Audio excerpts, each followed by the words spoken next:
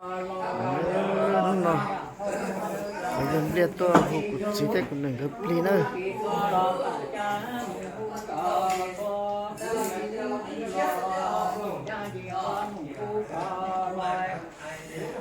chúng ta tạo hợp lý nữa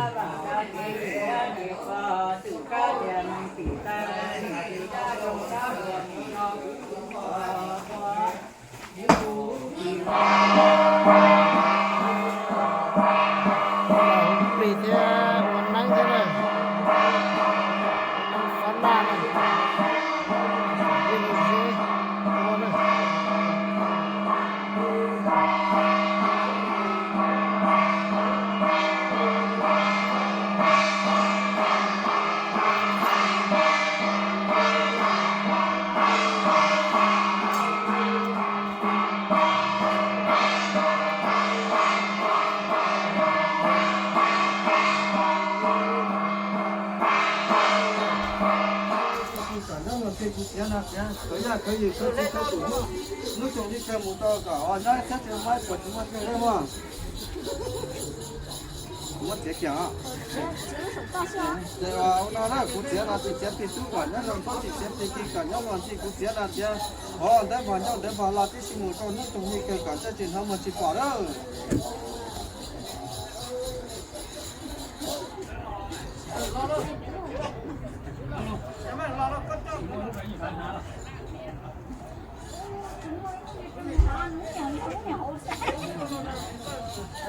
那呀，那进来，我被打，被打，打不倒，我那个人，不倒被倒在进过来，我蛮知道的。老呀，你看，你搞不了个难嘛，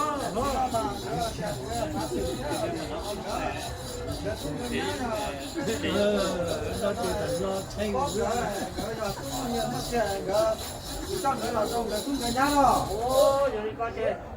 cái tao tỏ chắc họ nó còn dài một tỏ cái lộc phá xử thế thì chi phá xử nữa này nếu mà giờ coi giờ cũng có lộc con mùa giờ nó chỉ cũng chỉ thế lộc có lần cái đó thì giờ bây giờ cả cho lộc bây giờ cũng được kỹ là giờ cũng cho tỏ đó cho họ nên là phá xử theo nên chỉ có phá xử theo nhau cho lộc tỏ thế đó cho là nên dùng gì đâu mà cho là nên họ cái mà nó là chắc là tôi không khí là thì không phải bây giờ cũng là nhá nó có cái chỗ này mà nó nào cả cái chỗ nào nó có cái chỗ đấy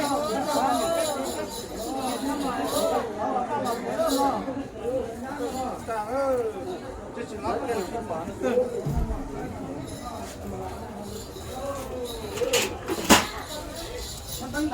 ？Go.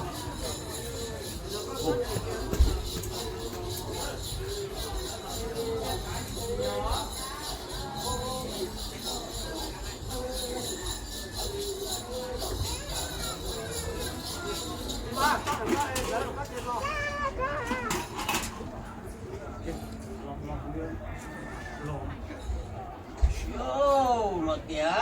lọt tía, gì quá sự nó lọt tía, ô chua, khi thấy nhà gì, thấy cú lọt tía, lọt tía, lúc rò lọt tía, cú yo chơi lọt đọc cái cổ hố và chân con lọt đồ hố thế, đọc là lọt đọc cũng được, cũng được, cái đầu lọt đọc cũng được, cái đó là lọt tía, cái gì hố. Lọt tiệp cú yếm cùng là lọt tiệp cú yếm cùng chim mót chim tua lá chèn lá mót lá tua lá lọt tiệp còn lá trồng lọt tiệp hả còn một chỗ lúc trồng một chỗ đi chơi còn chơi chỉ nó một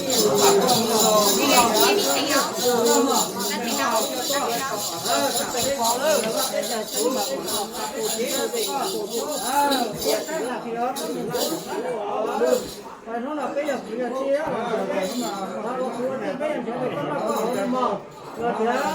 còn nó chỉ cũng là con nhà nó sắp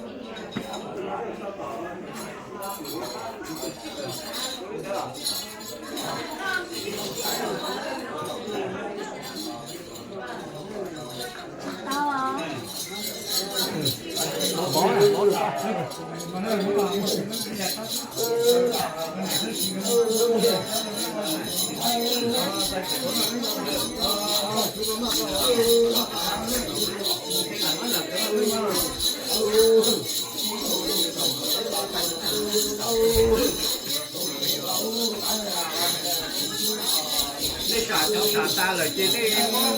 có cái đỡ trâu lú nó chỉ đi hay mỏ trong kia mỏ rồi nó đỏ cái mày chỉ đi chỗ bò sừ nó đi lần đó nó thâu lú đào luôn rồi tàu thôi nó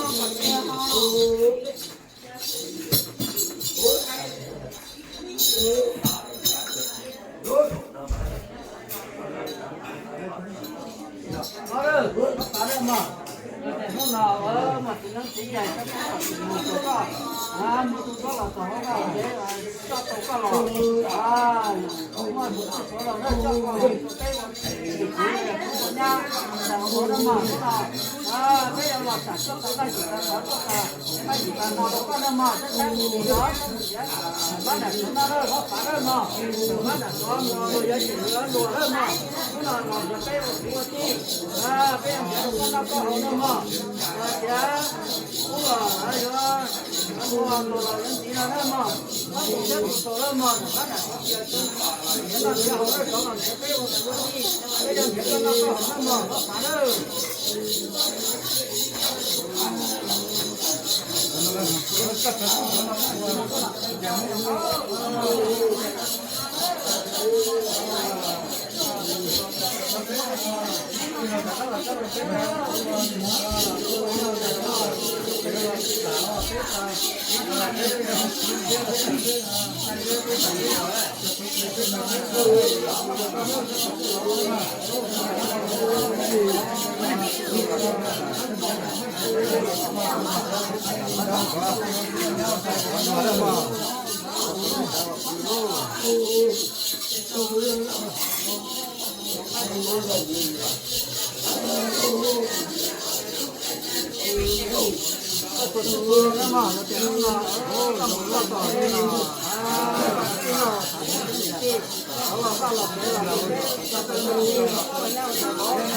lúc đó bây giờ chúng ta có được có lâu mà rồi thì cái thì các cái luôn mà đó là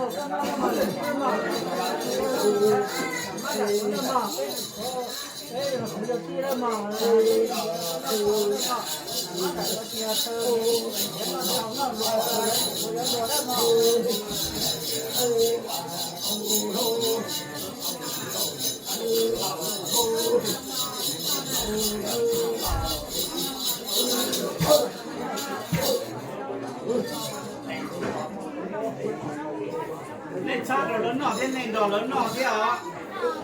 nên đồ lớn nọ thế này nên nó là đồ nó đây mất chở đồ lớn nọ thế à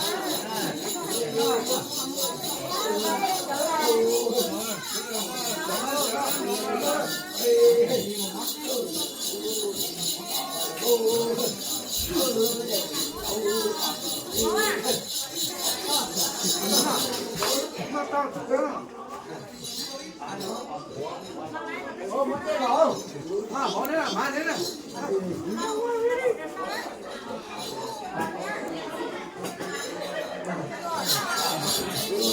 Hãy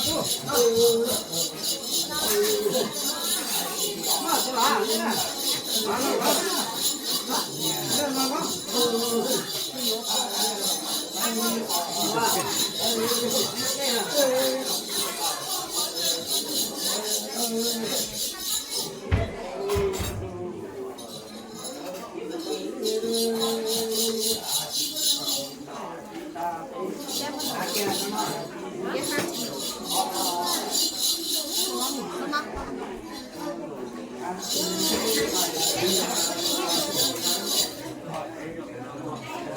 để không bỏ lỡ những video